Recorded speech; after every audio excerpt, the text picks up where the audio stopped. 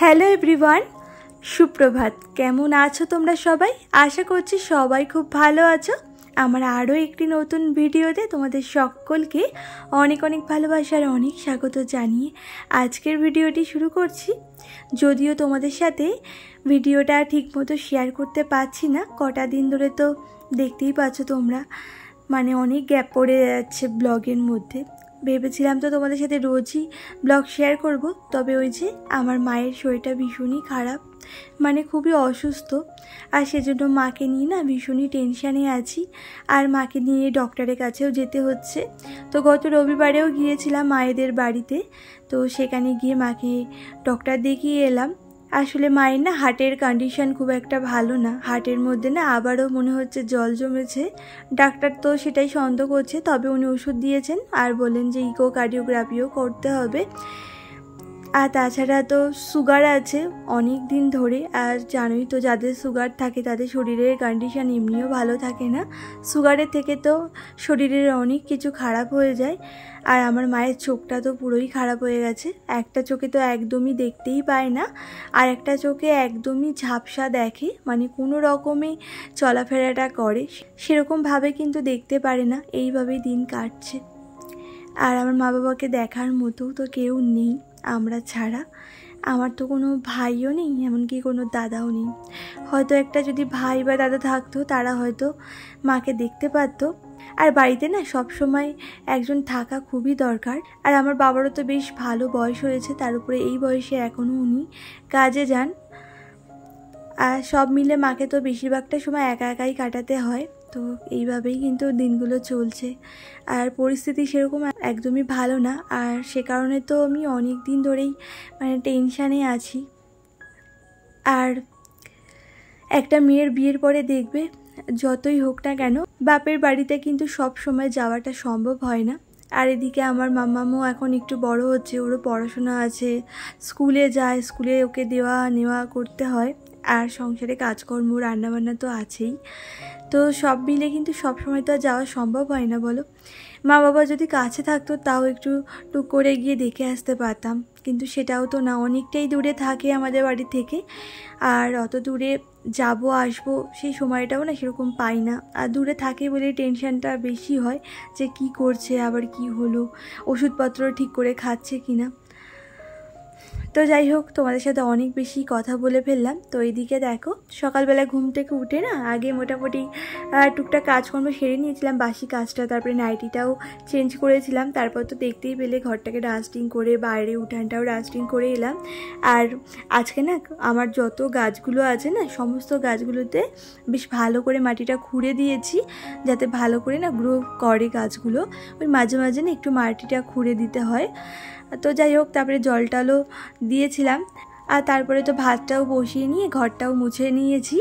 এরপরে রান্না করে এসে এই যে এখন টুকটুক করে রান্নাটা শুরু করে দিচ্ছি। আর আজকে এই যে মাছের ঝোল করছি, আর একটু ডাল করেছিলাম, আর তোমাদের দাদাভাইয়ের জন্য না একটু ওটস করে দিয়েছিলাম। মানে এই যে ঢালছি যেটা দেখছো না, এটা হলো ওটসের খিচুড়ি। তোমাদের দাদাভাইকে তো টিফিনে এটাই দিয়ে দিয়েছিলাম। আর ওটসের খিচুড়ি খেতে কিন্তু বেশ পছন্দই করে, আর এটা কিন্তু খুবই হেলদিও, খাওয়াটা খুব ভালো। আর ওই রান্নাগুলো করতে করতে তোমাদের দাদাভাই না আজকে লোটে মাছও নিয়ে চলে এসেছিলো। তো বললো কি পরের দিন তো নিরামিষই, রবিবার করে তো নিরামিষ খাই, তাই বললো আজকে তাহলে করেই ফেলো।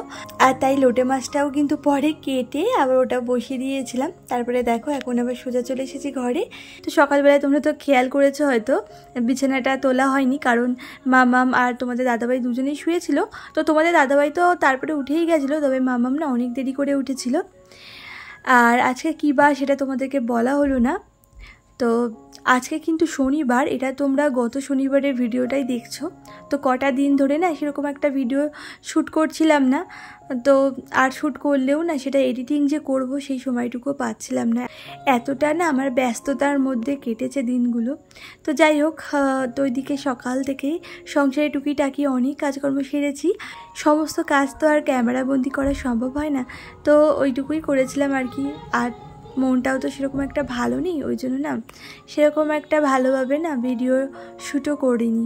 তো যাই হোক, এরপরে কিন্তু ফিরে এসেছি সন্ধেবেলায়। আর এদিকে দেখো বেশ খানিকটা জামা কাপড় ছিল, আজকে অনেক জামা কাপড় কেচেছিলাম, আর সেটা তো তোমাদের সাথে শেয়ার করা হয়নি, ওই যে বললাম না ভালো লাগছিল না মনটা। তো যাই হোক, এদিকে দেখো এই জামা কাপড়গুলোকে এখন ভাঁজ করে নিচ্ছি পাট পাট করে। আর প্রত্যেকটা জামা কাপড় কিন্তু আমি মানে পাট পাট করেই রাখি। মানে তোমাদের দাদাভাইয়েরগুলো দেখো, ওর যে হাফ প্যান্টগুলো আছে সেগুলো একদিকে রাখছি, ওর গেঞ্জিগুলো আর একদিকে, তারপরে স্যান্ডো গেঞ্জিগুলো একদিকে, মানে এইভাবে পাট পাট করে রাখি যাতে ওর খুঁজতে কোনো রকম অসুবিধা না হয়। যখন যেটা লাগবে সেটা সহজেই কিন্তু হাত বাড়িয়ে নিয়ে নিতে পারবে। আর আমারগুলো ওইভাবে পাট পাট করেই রাখি, কুর্তিগুলো একদিকে, নাইটিগুলো একদিকে, আর আমার যে প্লাজো প্যান্ট লেগিংসগুলো আছে সেগুলো একদিকে, আর মামামেরগুলোও দেখো সেভাবে রেখেছি। মামামের যে ছোটো ছোটো প্যান্টগুলো এক সাইডে রেখেছি আর জামা কাপড়গুলো এক সাইডে রেখেছি, এইভাবে কিন্তু পাট পাট করেই গুছিয়ে রাখি। সবসময় তো আমি ঘরে থাকি না, ধরো ছাদে মাদে যাই জামা কাপড় কাচতে, তখন যদি ওদের জামা কাপড় লাগে তো তখন নিজেরাই খুঁজে নিয়ে নিতে পারবে, ওদের কোনো অসুবিধাই হবে না, তো সেরকমভাবেই রাখি। তো যাই হোক, এইদিকে দেখো এখন না একটু শোকেসটাকেও গুছিয়ে নিচ্ছি। শোকেসে বেশ কিছু জামা কাপড় না একটু অগোছালো হয়ে গেছিলো, তো সেগুলোই গোছাচ্ছি। আর এদিকে দেখো আমার এই ব্লাউজটাকে পরে দেখছিলাম আমার গায়ে হচ্ছে কি না।